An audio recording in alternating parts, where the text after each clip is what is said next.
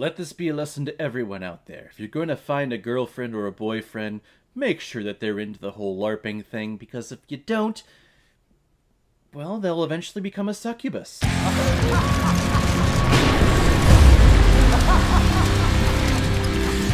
Knights of Badassdom, released in 2013 and is directed by Joe Lynch, who has also directed such films like Wrong Turn 2, Dead End, 12 Deadly Days, Mayhem, and Point Blank. And this film is starring Ryan Quanten, Steve Zahn, Peter Dinklage, Summer Glau, Margarita Laviva, and Jimmy Simpson, who I will say right now is one of the funniest people on the planet. Whenever I see him on Always Sunny in Philadelphia, I laugh my ass off. Whenever I see him on screen in this movie, I laugh my ass off. And the reason why we're talking about Knights of Badassdom today, first off, it's because it's Halloween, and we need to dive into all of the horror Halloween movies out there, and this one would be classified as, you know, a horror film, but also a horror comedy, because it's quite funny in many places. But we're also talking about it because it was a PayPal donation and recommendation from one of my subscribers, first-time donator on this channel, Henning Kleiss 3D artist. Thank you so much. I'm always eternally grateful for every single donation and show of support that I see on this channel. It's very humbling.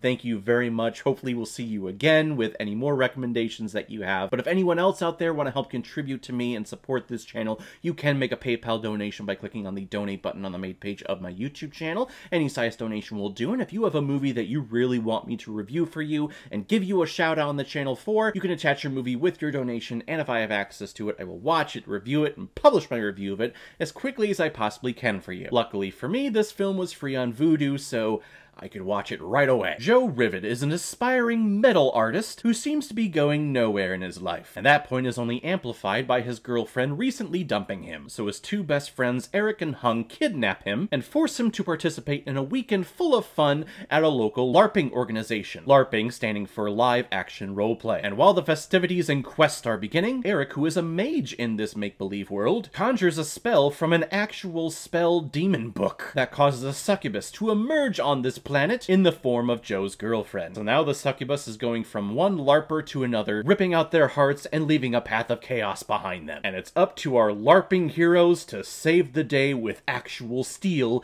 not foam swords. Right off the bat, I love live action roleplay. It is so much fun. It's a great community to be a part of. Sadly, I'm not a part of any communities, but there actually is a LARPing group that gets together like every single weekend at the local park right by my house, and sometimes when I'm driving by Pokemoning, that's right, I just turned Pokemoning into a verb, I see them all in their gear with their huge-ass foam swords battling each other. Looks like a lot of fun. Why don't I ever do this? But that is what this movie is. It's a love letter to the LARPing communities. Because even though the quests and the actual things in the game that they're playing is make-believe and you use your imagination, there's always that inner desire from every LARPer that I actually want to go on an actual quest, and I want to fight actual dragons and fight actual knights and elves and trolls and shit. So here in this movie, they get their wish. They actually fight a real-life succubus. How Eric was able to obtain this ancient demon book that summons demons, even though originally it was trying to summon angels, I don't know, he bought it off of eBay, I guess? Which, I guess, is entirely not heard of. I mean, if you go down a rabbit hole on eBay, you can find a whole bunch of weird-ass shit that people are selling. And how he's able to conjure them, I mean, I don't know. I don't know how whatever gibberish he was saying or singing while reading the book, even though he can't speak the language, he's able to conjure them anyway. It's something that you just kind of go, you know, whatever, this is fun, I'm just going along for the ride. Is the movie overall anything special? No, not really, but it is a fun-ass time. Highlighted, of course, by Peter Dinklage's Hung, who takes this probably a little too seriously, more seriously than all the other people that are participating in the event. And whenever he's on screen, he's hilarious. He's a joy to watch. Watching him go ham on Joe with all of his combat hits and point totals and everything, it was quite awesome. Plus, he has a kick-ass moment at the very end where he shows up. I don't know how he's able to do so because of things that happen in the movie that I will not spoil, but again, you go along with it because it's just fun. Steve Zahn plays the mage of this group, who I haven't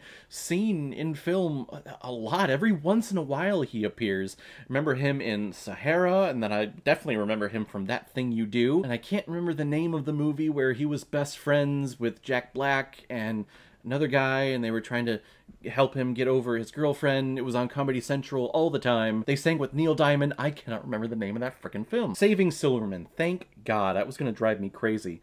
I kept thinking like Sarah Silverman, but is she in that movie? I don't think she is. But really, my favorite part of this movie is Jimmy Simpson as the game master who just goes around controlling everything, getting off on controlling everything, and his line delivery is so intentionally funny that it's just funny. A lot of times I see actors on screen, you can tell that they're trying way too hard to be funny, and while he takes like very obvious options to be funny or say a line very funny, I guess it doesn't look like he's trying. It's just kind of natural for him. He's just weird and hilarious, and I love this actor. That's really the big word I can use to describe this movie. It's just so much fun.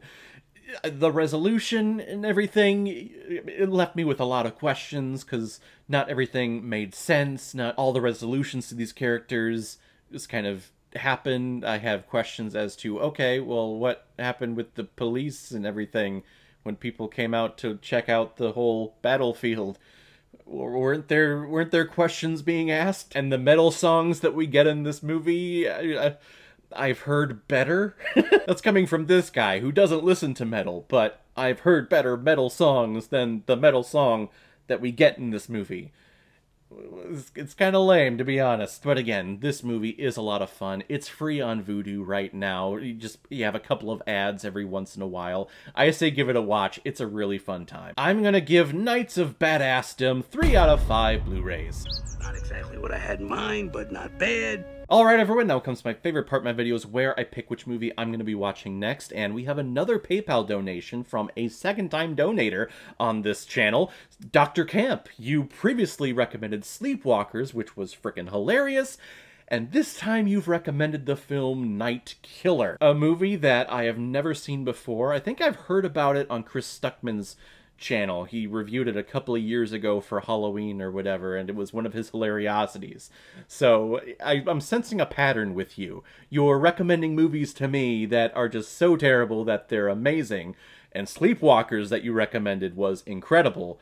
So I have high hopes for this one. So guys, have you seen Knights of Badassdom? What did you think about it? Or if you've never seen it before and you stumbled across it because of this video, then comment below, let me know what you thought about it. And as always, if you like what you see here, if you like my take on movies, then hit the subscribe button and make sure you hit that bell. See you the next time I release my next movie review. So guys, I will see you next time with my review of Night Killer. So in the meantime, be well, be good to each other, and go watch a movie. Take care, guys.